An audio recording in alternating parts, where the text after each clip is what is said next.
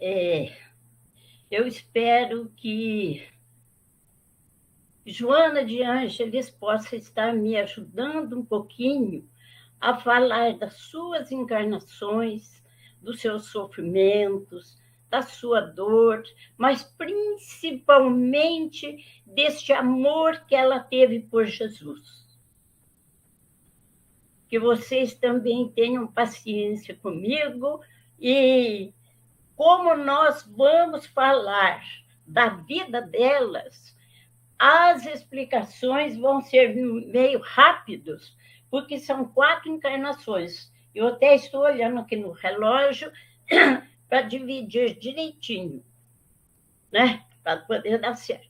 Então, primeiro, o nosso querido irmão vai pôr a Joana de Cusa. Isso, olha, vocês estão vendo a figura, uma mulher do tempo imperial, uma mulher que tinha uma posição, como diz hoje, uma posição até invejada, né? Pode passar.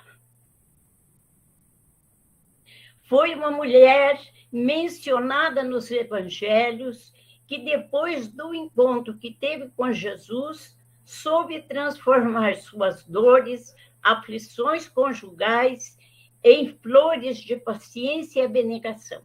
Ela era esposa de Cusa, responsável pela residência de Herodes e outras intendências corruptas. Teve dessa união 2 filhos.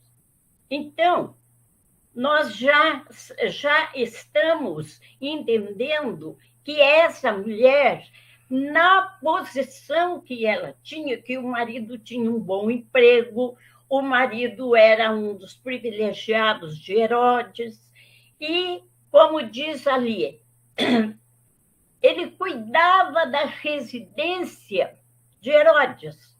Ele cuidava de todos os negócios que Herodes tinha, e quando nós estamos estudando todas estas partes, toda a biografia desses homens que deixaram o seu nome marcado na história, nós vamos encontrar, não é de admirar, porque nós estamos acostumados de ver, de assistir às corrupções. Então, naquele tempo, era a mesma coisa.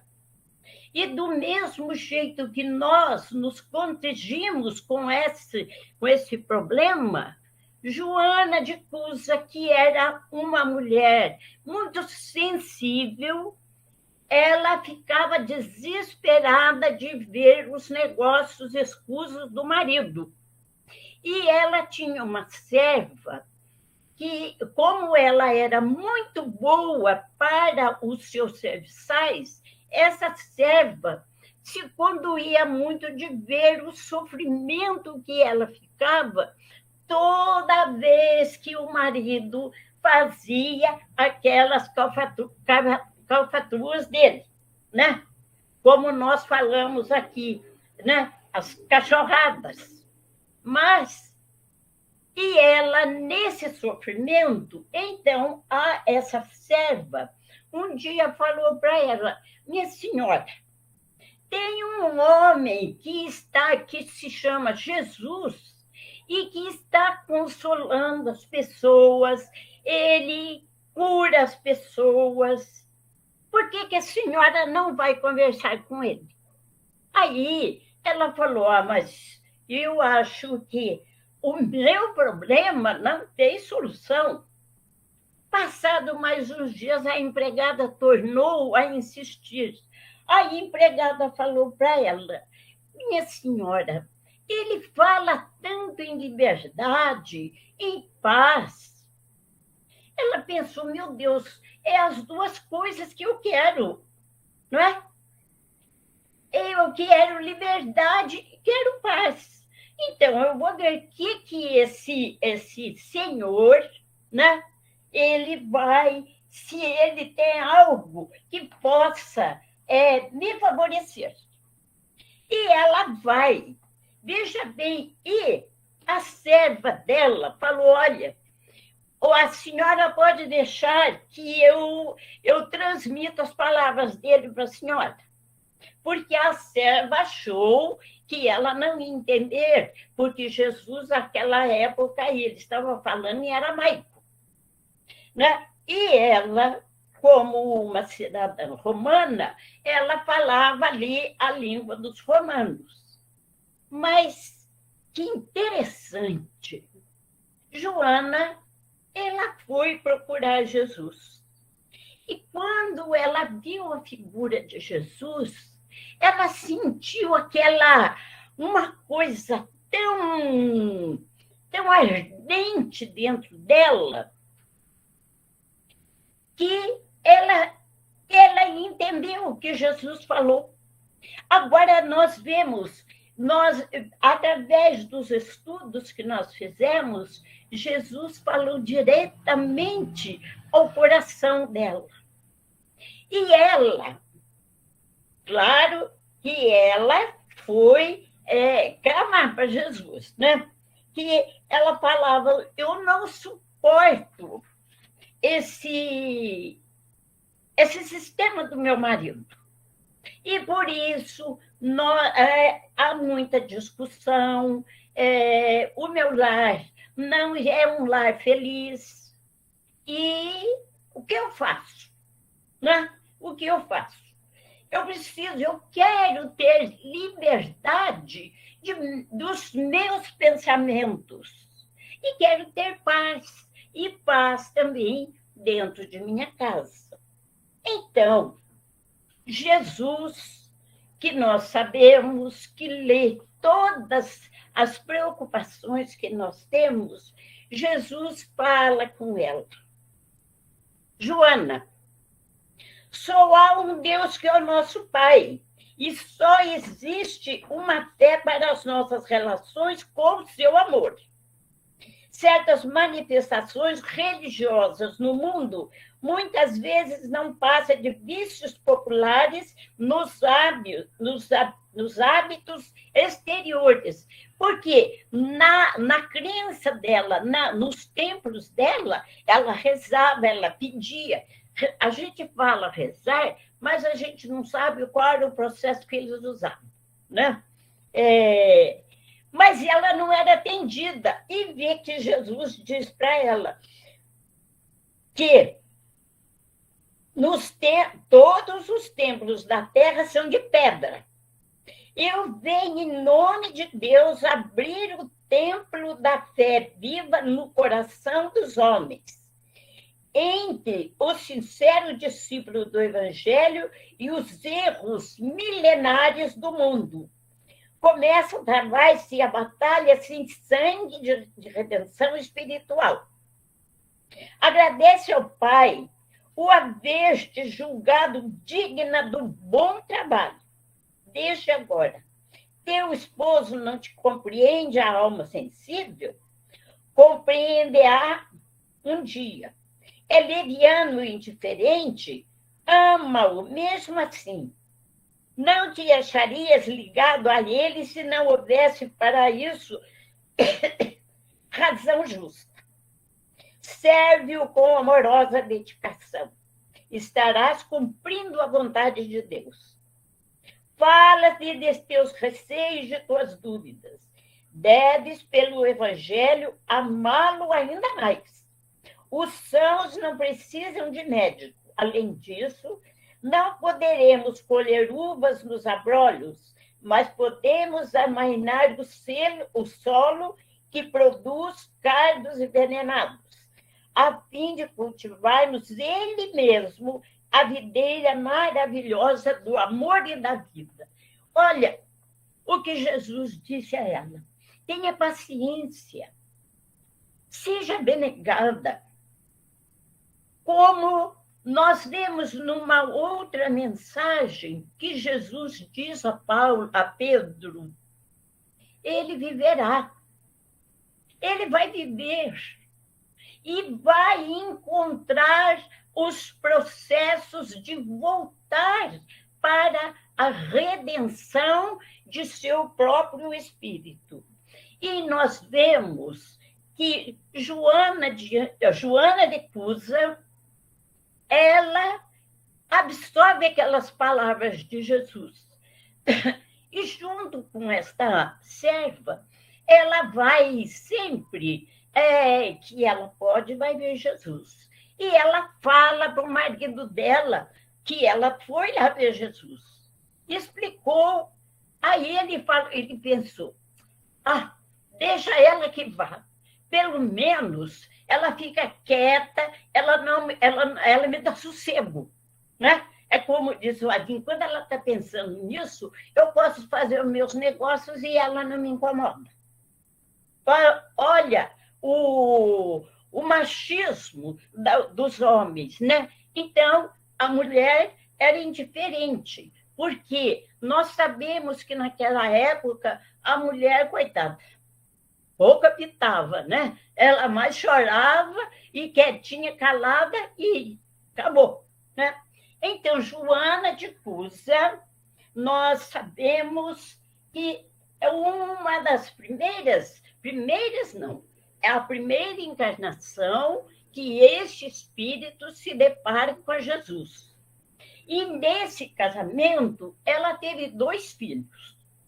Veja bem que há tempos atrás a gente jurava que o filho dela, que acabou morrendo queimado junto com ela, fosse o Divaldo. Mas não é. Divaldo era o primeiro filho dela. Ele não aparece. Como ele mesmo disse, não era interessante que eu aparecesse.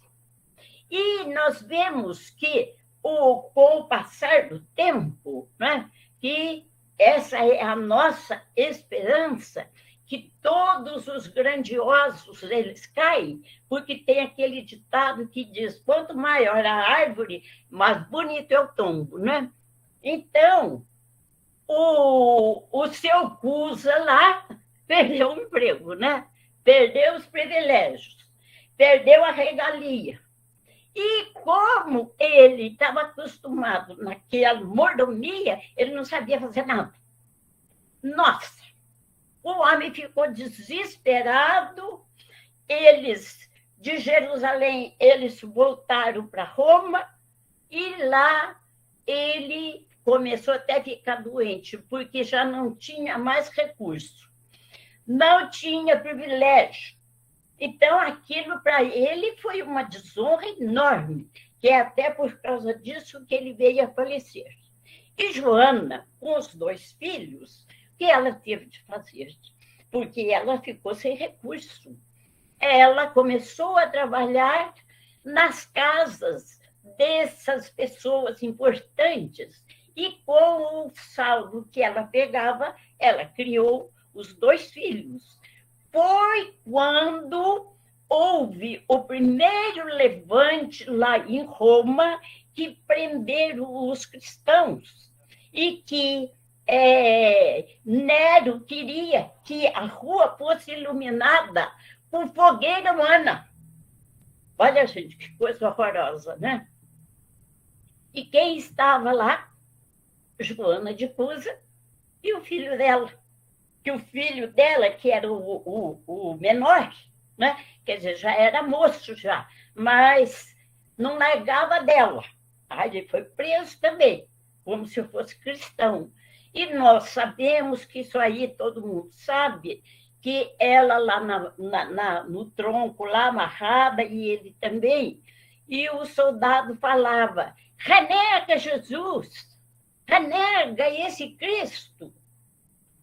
E ele falava, mãe, renega esse Cristo. Ela falava, meu filho, ora neste momento e lembra de Jesus. Lembra que Jesus está junto de nós. E ele estava lá esbravejando, né? Nisso, eles põem fogo naquela... E vocês sabem que no filme a gente vê isso, né? Pôs fogo e os 2, né, morrem queimados. Quando a fogueira começa a arder no corpo dela, que ela fica asfixiada, o espírito dela sai e Jesus pega e fala para ela: Joana, eu estou aqui. Olha, gente, que maravilha. Olha a fé que esse espírito teve, né? Que então, é uma lição para nós, que nós temos de ter fé, que tudo vai passar, tudo vai melhorar. Nós não vamos ficar neste perrengue a vida inteira, não. Nós temos essa certeza porque Jesus está com a gente. Então, nós vemos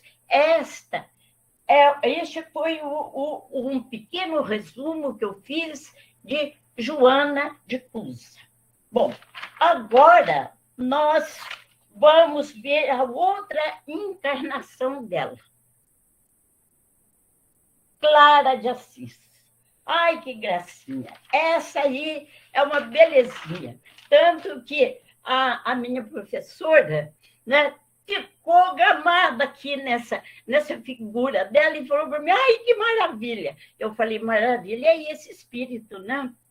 Nós vemos Clara. Pode passar, filha. Nascida em 1194 em Ducado de Spoleto.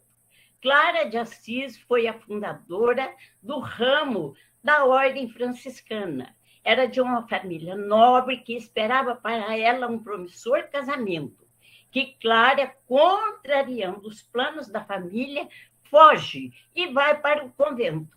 Quando sua família, usando a força para retirá-la do convento, ela retira o capuz que lhe cobria a cabeça, mostrando seus cabelos cortados, e nada mais se podia fazer.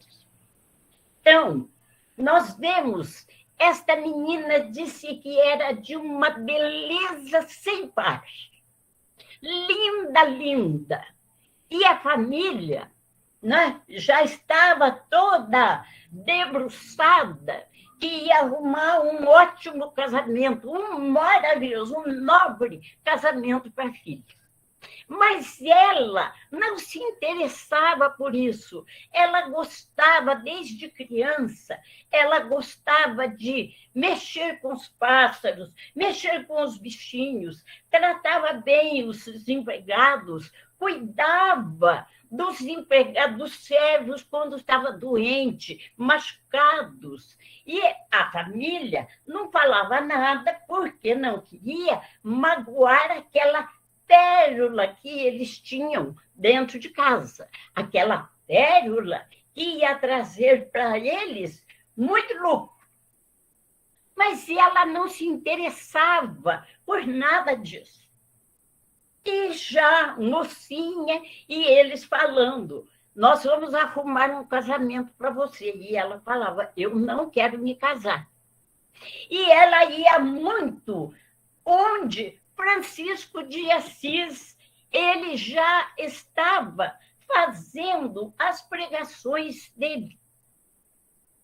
E ela pensava: eu vou seguir este homem, eu não vou me casar. Quando ela fala para a família, foi aquele alvoroço, né? Vocês imaginam. Antigamente, depois de pensar em casamento nababesco para a filha fala que quer ir para o convento. Que é isso? Apesar que o convento, antigamente, meus queridos, não era como a gente pensa, um lugar isolado, encostado, úmido e feio, frio. Não. O convento era um lugar, era como se fosse uma escola, como tinha antigamente, uma escola interna. Só que as mulheres, as moças que entravam ali, acabavam sendo freiras. Elas eram instruídas. Elas estudavam música, latim, elas estudavam todo aquele processo que tinha naquela época lá no convento elas estudavam. Então, as freiras, agora nós vamos notar também. Olha, Joana de Ângeles, desde quando ela começa a se instruir? Porque no convento ela pegou toda essa instrução. Então, vamos lá. Ela foge de casa. A família ficou apavorada. Nossa! E foram atrás da filha, como está escrito, usando a força para retirá-la do convento. Mas ela já estava com a cabeça até raspada. Aí eles viram que não podia fazer mais nada. Aí ela fica, Clara, ali no convento. Nesse convívio que ela teve com São Francisco, que ela se tornou a lua e ele o sol. Os dois tinham um amor tão lindo, mas esse amor que não é um amor material, era um amor divino, era um amor esplendoroso, que fazia com que eles cuidassem de todas as pessoas. E ela dentro lá do convento, ela viu que ela tinha necessidade, porque as moças que entravam, hoje, meus queridos, a mulher, a moça, ela fica grávida, ninguém está nem aí, né? Porque eles dizem, é amor livre. Mas antigamente não era assim, não. Se uma moça ficasse grávida, era o maior escândalo da cidade. Até desonrada aquela família ficava. Então, para onde iam essas moças? Porque a situação não mudou.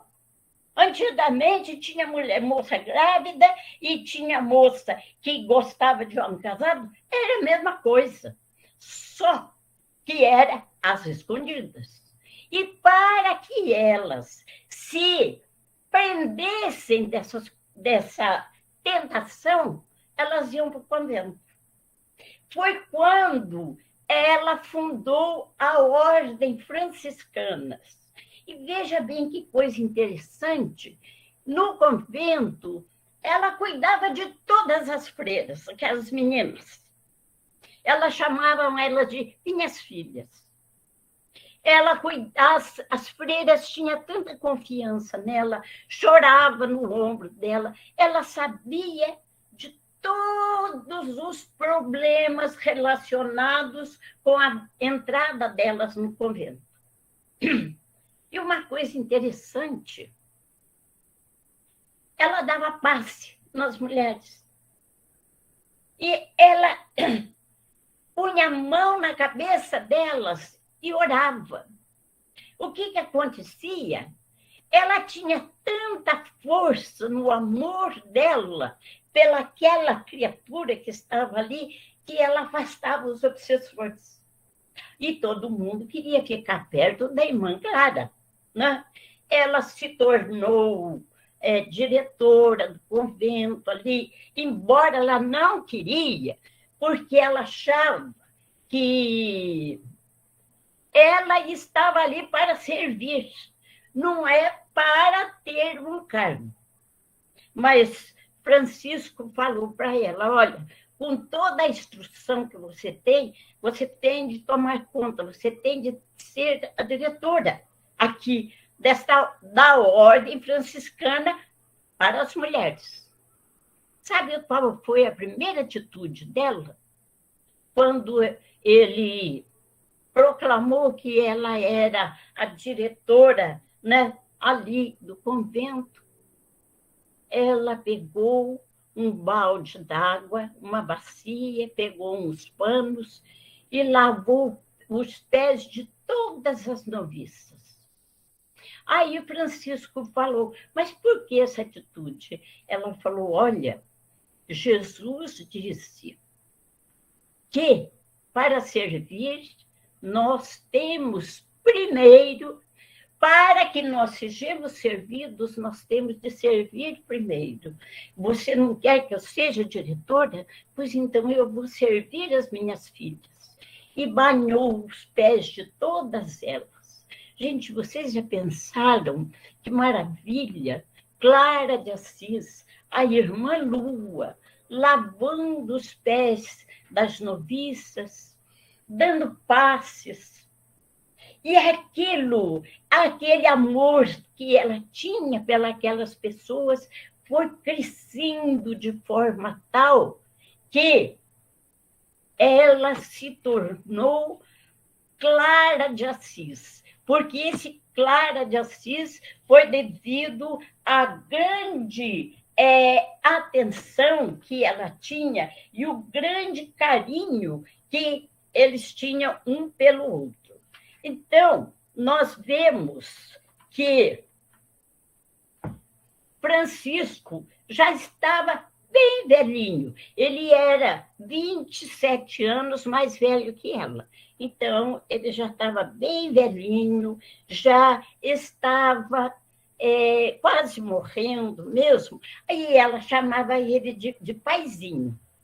Então, ela vai conversar com ele e fala: meu pai, quando o senhor vai voltar? Porque ela viu que ele estava morrendo. Aí ele respondeu: quando as rosas se abrirem. Mas ela pensou: nós estamos no inverno, e o inverno aqui é tão rigoroso. Quando que ele vai voltar? Quando ela saiu, que ela estava indo para o convento, lá onde ela trabalhava, o solo onde ela passava, a estrada, estava cercado de rosas. Então, as rosas se abriram. Olha o amor que eles tinham, a grandeza de espírito que os dois tinham, que fez nascer rosas do gelo. Gente, isso é um amor inesgotável, não é verdade? Então, como eu já estou olhando aqui no relógio, a gente não pode ficar falando muito. Tem tanta coisa para falar dela, não dá para falar tudo, né? Então, agora nós vamos falar de Sor Inês de la Cruz. Veja bem, Sor Inês de la Cruz. Nasce este espírito. Nascida em 12 de novembro de 1648, na pequena cidade de São Miguel de Nepantia, a 80 quilômetros da cidade do México. Era filha de Isabel Ramírez de Santillana e Pedro Manuel de Asbage e Vargas. Nossa, que nome! E Vargas Machuca. É Marruca que fala, né? Foi poetisa da escola barroca, dramaturga, filósofa e freira. Foi a última dos grandes escritores do século de ouro. É conhecida pelo apelido de Fênix da América. No México, ainda existem moedas cunhadas com a sua esfinge. Então, nós vemos Joana de Cusa, Clara de Assis, agora Sor Joana Inês de la Cruz. Outro processo, uma criança muito inteligente, com 3 anos já sabia falar 3 línguas. Com 3 anos, ela já falava para a mãe dela que ela queria ir para o convento. Aí, ela não se dava muito bem com o sistema da família. Isso aí lembra algo que falaram agora há pouco também para mim desse processo. Então, uma tia dela leva ela para o México. E a menina era de uma inteligência a toda prova. Ela sabia falar francês, a língua deles é o espanhol, falava latim, e, por incrível que pareça, ela falava português.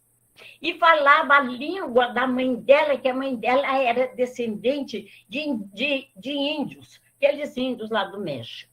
Não fala a tribo que era, mas a mãe dela era descendente. E ela falava a língua da mãe.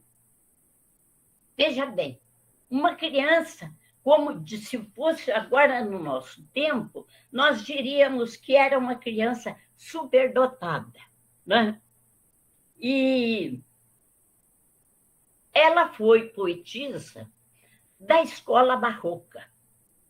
Mas, naquele tempo, meu Deus, mulher não podia fazer nada. Eu assisti o filme dela. Nossa, que sofrimento! Ela escrevia as coisas, ela vai para o convento e escreve. O desespero dela era escrever. E tinha um professor dela, meu Deus, o danado lá do padre, quase acabava com a vida dela, porque ele arrasava com ela.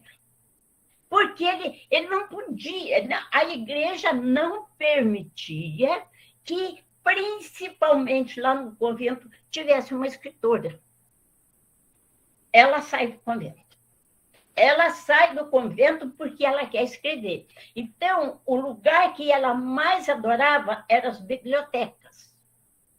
Depois de um certo tempo, como ela era desajustada naquela sociedade, ela vai para o convento outra vez. E lá no convento, ela começa a instruir as freiras.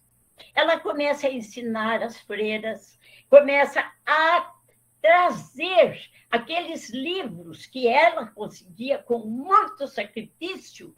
Começou, olha, como diz, ela fez uma revolução no convento, porque as freiras todas queriam estudar e todas elas adoravam a freira. E o tio dela, aquele que, quando ela era pequena, ela foi para a casa dele, ele sabia do progresso dela. Ele falou, eu não aceito uma mulher com a cabeça dessa. Eu vou desmascarar a Joana, a Inês, né? A Inês de la Cruz. E ele organiza uma reunião com 40 homens. Olha, gente, isso é demais, não é mesmo? Isso aí foi, como diz, foi pegar dureza com ela. 40 homens, matemáticos, filósofos, astrônomos, toda a cúpula da cidade do México ali, os machistas, foram na reunião, porque eles iam desmascarar a Sor Inês de la Cruz, né? E o que aconteceu? Eles foram fazendo pergunta para ela e ela foi respondendo completamente certo, na hora certa. Ela arrasou com os 40 homens. E aí, qual foi o veredito deles? Talento rápido nas conversações, habilidade dialética, felicidade e graça nas improvisações, capacidade de grande reflexão, grande paixão intelectual, grande capacidade imaginatória. Ela realmente mostrou aquilo que realmente o espírito dela era. No convento, ela volta para o convento. Lá, ela continuou dando instruções para as freiras, ensinando. Por quê? Veja bem, entrou no convento, parece que acabou o mundo. Não, ela disse não. Não é assim que se faz. Dentro do convento também nós podemos estudar e produzir. Por que ela foi filósofa, foi dramaturga? Tudo isto ela praticou, gente, dentro do convento. Não foi para fora, não foi ali dentro. E o padre, igual uma sanguessuga em cima dela. Eu assisti o filme, eu achei muito interessante. Veja bem, quando ela... E aí nós sabemos que esses espíritos, eles não ficam muito na Terra. Ela desencarna logo, né? E, veja bem, ela é conhecida pelo apelido de Fênix da América. Quer dizer que a mulher, ela se deslanchou, ela saiu de dentro dela, ela mostrou a capacidade espiritual que realmente ela tinha. Então, Fênix quer dizer saiu das cinzas, mas se tornou um pássaro alado, não é? E veja que eu estava conversando com as pessoas no México, ainda tem algumas pessoas, já não é mais usado, mas tem pessoas que têm guardado moedas com o rosto da Joana Inês de la Cruz. Isto, meus queridos, é o quê? Uma das encarnações de Joana de Ângeles, não é verdade? Então, agora vamos para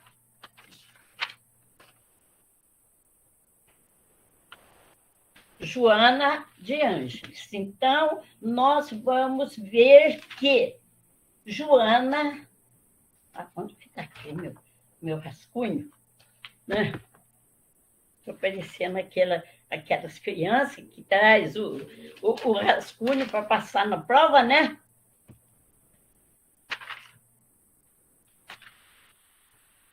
Joana de Ângeles, nascida em 12 de novembro de 1761, na cidade do Salvador, na Bahia, Brasil. Foi uma religiosa concepcionista baiana, pertencia à Ordem das Reformadas de Nossa Senhora da Conceição e mártir da Independência.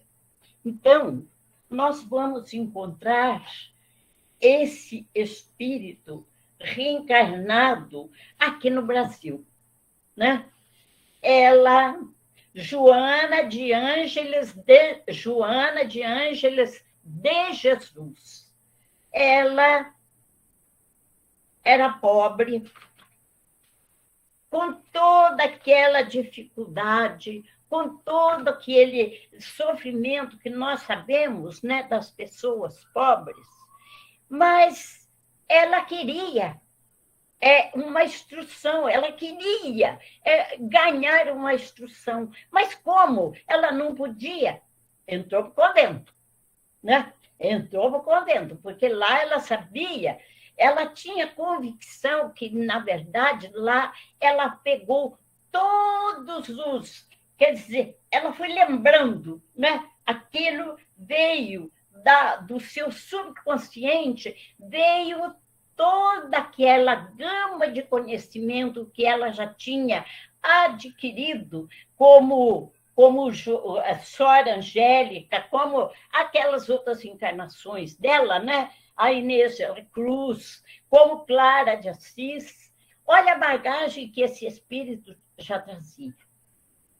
Do mesmo jeito que ela tratava quando Clara de Assis, as mulheres que entravam no convento traziam a mesma problemática. E lá estava Joana de Ângeles, dando passe nas mulheres, dando água fluidificada. ajudando as mulheres a acalmar os desesperos que elas tinham, aquelas desilusões amorosas que a jogaram no convento.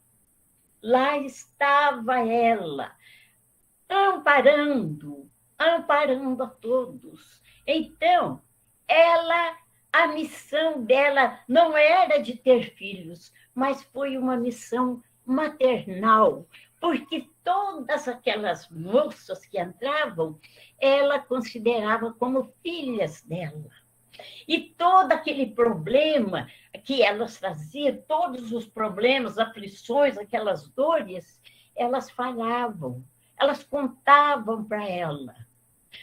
Outra vez, Clara de Assis ali, recolhendo as dores das pessoas e fazendo com que aquelas pessoas não se revoltassem, com que elas tivessem confiança em Deus. Então, nós vemos que, veja bem, ela era uma religiosa. Hoje, nós encontramos, como diz os nossos queridos, né, que escrevem esses livros maravilhosos, que a religião espírita é como se fosse um grande colo de mãe, que nos ensina, que nos ampara, que nos orienta, que nos direciona, que nos salva das aflições, das dores. E ela fazia, lá dentro do convento, esta mesma prática. Lá ela ouvia, ela aconselhava. Dali começa a nascer nela essa psicologia profunda, porque ela ia fundo nas dores das mulheres e as aconselhava. Todas elas tinham aquele vínculo de amor com ela. Tanto que vocês veem que quando foi naquela dolorosa época, né, desses portugueses que chegaram no Brasil, e o Brasil, naquela coisa que queria sua independência, era aquela... Ninguém se entendia, ninguém compreendia um ou outro, aquela bagunça. E nós vemos que as pessoas, o ser humano, ele não... Quando ele está no auge da alegria, ele não raciocina, e no auge da dor também não raciocina. Mas que compreensão que aqueles soldados tinham? Nenhuma. Eles estavam ali para depredar tudo. Então, nos dizeres aqui deste livro, quando eles olharam naquele convento, eles já falaram, ixi, ali tem mulher à vontade. Vamos invadir aquilo ali e fazer a festa. Mas eles não contavam que ali dentro estava o pilar de Jesus. Ali dentro estava uma mulher que ia defender todas as suas filhas.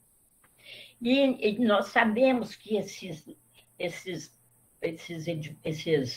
conventos, essas coisas, tinham aquelas portas enormes, aqueles batentes que não era fácil para poder vencer.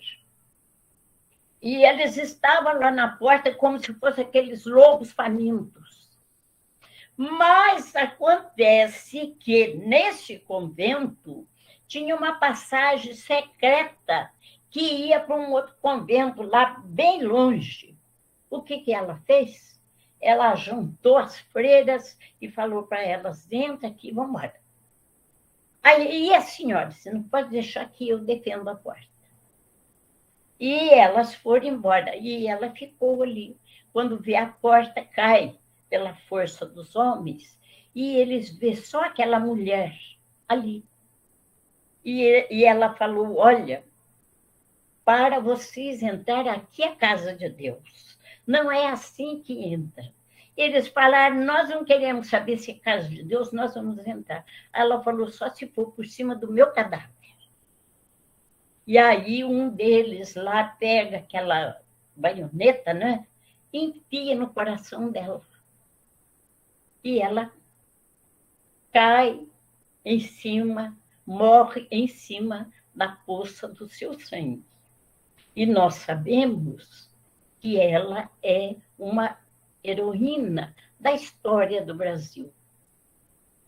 Ressurge Joana de Ângeles com todo este esplendor, com todo esse conhecimento, com essa doçura, com esse procedimento, com essa psicologia profunda, tirando do fundo de nossas almas, com os seus ensinamentos, o processo que nós ainda estamos buscando da nossa melhora.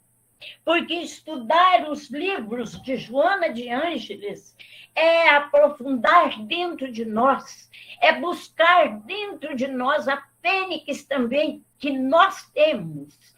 E Joana nos ajuda. Joana de Ângeles, nós vemos o esplendor deste espírito lá na Mansão do Caminho. E quando ela morre, quando ela desencarna como Joana de Cusa, isto eu esqueci de mencionar lá no começo. Quando ela desencarna como Joana de Cusa, Jesus a convida para ela fazer parte da pleiade de guias que ia iluminar o mundo com o Espiritismo. E todas as encarnações dela, nós vemos que ela traz o quê? O ramo do esclarecimento. Ela traz esta lista que nós temos de ter para que nós melhoremos.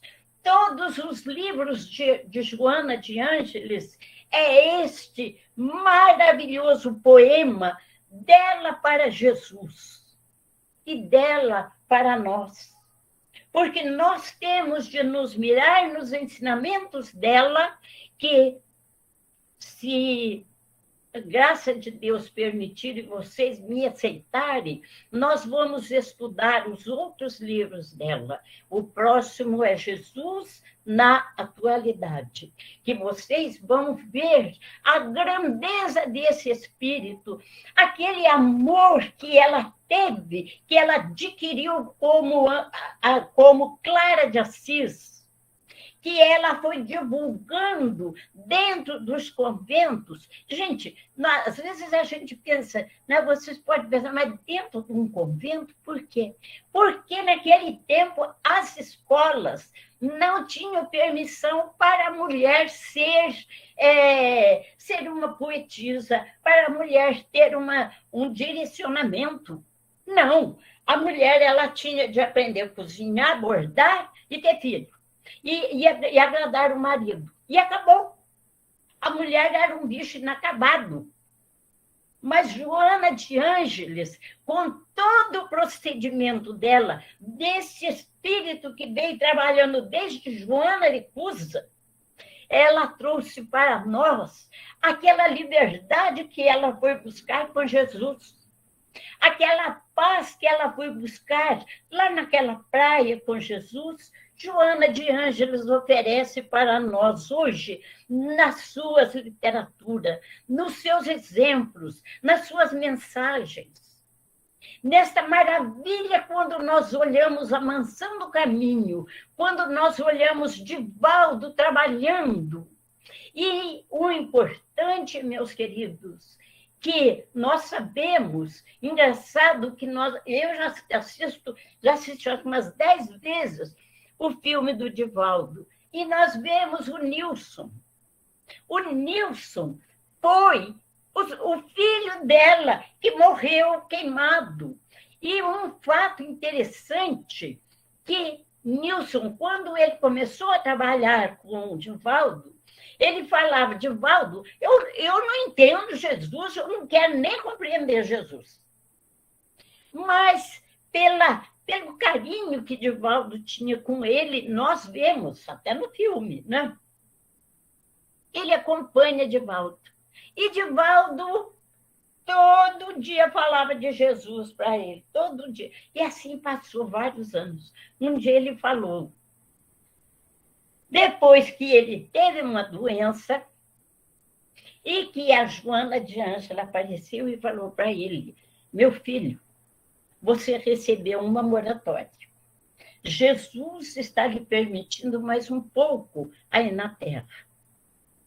Quando foi no outro dia, o Divaldo veio lá com a ladainha dele falar de Jesus.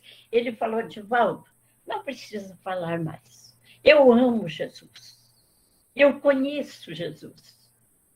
Então, meus queridos, nós vemos que isto é trabalho de Joana de Ângeles, que ela reuniu ali na Casa do Caminho aquelas mesmas pessoas quando ela era Clara de Assis. Ela trouxe para a redenção desses espíritos. E eu acho, meus filhos, eu acho não, eu penso, não gosto dessa palavra acho, eu penso que nós, ao lermos um livro de Joana de Ângeles, ao lermos a biografia de Joana de Cusa, ao ouvir falar de Clara de Assis, aquela mulher linda, aquela santa, que foi o grande amor entre ela e Francisco, mas que eles transformaram aquele amor em dádivas para Jesus. Falar de Sor Inês de la Cruz, quando ela abrigava aquelas mulheres que tinham deixado filho fora de tempo e terem desejado, ela tratava todas como filha. Nunca ela falou: por que você fez isso? Não. Ela compreendia a situação das mulheres. Então, meus queridos, agora nós estamos olhando Joana de Ângeles, esse esplendor de espírito que está nesta pleiade de guias que Jesus organizou para pôr para nós, trazer para nós o Consolador. Então, meus filhos, terminando o que eu tinha de falar, só posso dizer que Joana de Ângeles nos abençoe a todos, porque ela é o exemplo que nós temos de seguir na vida para encontrarmos também com Jesus, como ela encontrou. Obrigada, meus filhos.